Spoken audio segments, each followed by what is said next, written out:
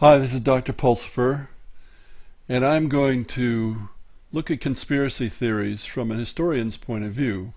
My PhD is in history from Duke University in 1981, although I'm not a practicing historian. Conspiracy theories are nonsense. This definition may come from Wikipedia, I'm not sure. An explanation of an event or situation that invokes a conspiracy without warrant, generally one involving an illegal or harmful act carried out by government or other powerful actors. Conspiracy theories often produce hypotheses that contradict the prevailing understanding of history or simple facts. Unquote. I'm going to talk about this nonsense even though the people who most need to listen likely won't. And we do have conspiracies in gaming. They seem to arise with some frequency in video game fandom, and hashtag Gamergate has been the worst. They're much less common in tabletop gaming. In related fandoms, there's a conspiracy theory about publishing of science fiction and fantasy that has at least focused people on the virtues of old-time science fiction and fantasy. Are Eurogames a conspiracy? Of course not. But if you are inclined to conspiracy theories, you could certainly build one about that particular occurrence. Now, why do conspiracy theories exist? And in a word, it's control. Believers don't want to admit to randomness in life, even though historians see this randomness and chaos everywhere. Believers don't want to think that there are things beyond anyone's control. They want someone to blame. So they mistake historical patterns for someone's agenda. If something happens, it must be someone's fault. Well, historians know that's not true at all, but this is what conspiracy theorists tend to believe. Wikipedia says conspiracy theories rely on the view that the universe is governed by design and embody three principles. Nothing happens by accident, nothing is as it seems, and everything is connected. Unquote. You could say it's unjustifiably paranoid. Conspiracy theories are also conveniently comforting. To quote novelist William Gibson, conspiracy theories are popular because no matter what they posit, they are all actually comforting because they are all our models of radical simplicity. Unquote. Now, radical simplicity because they impute control of the world to someone rather than to the intersection of chance and impersonal forces, which is harder to understand than someone doing something.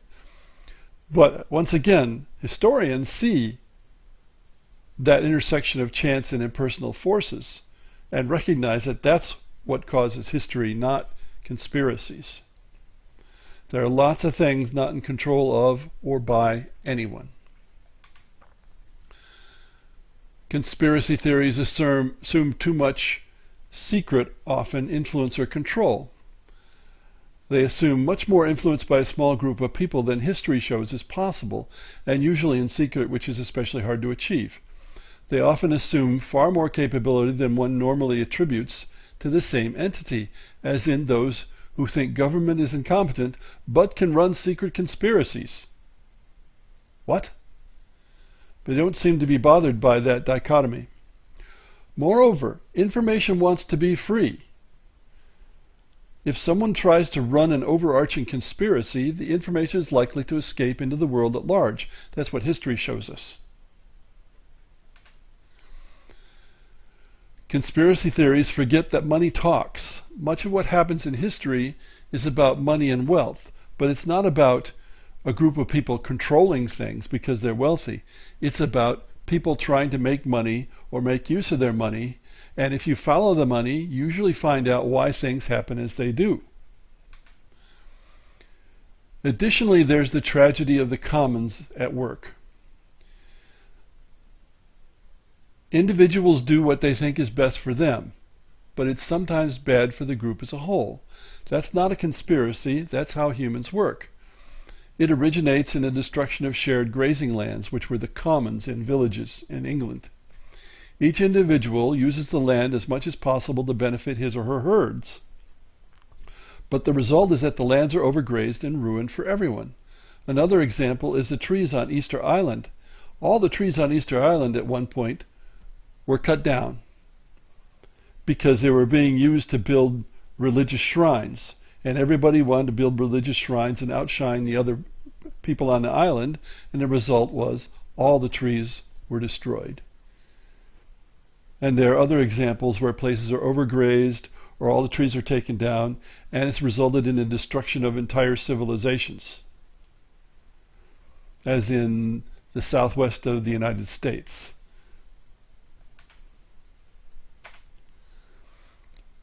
Of course, keep in mind how modern politics works these days. The old way was to think that whatever is good for their country is good for them. These days, they think whatever is good for them is good for the country. Well, people who think in the latter way are very open to the tragedy of the commons because they're particularly interested in doing what's good for them and thinking that's good for the country when in fact it's probably leading to the tragedy of the commons.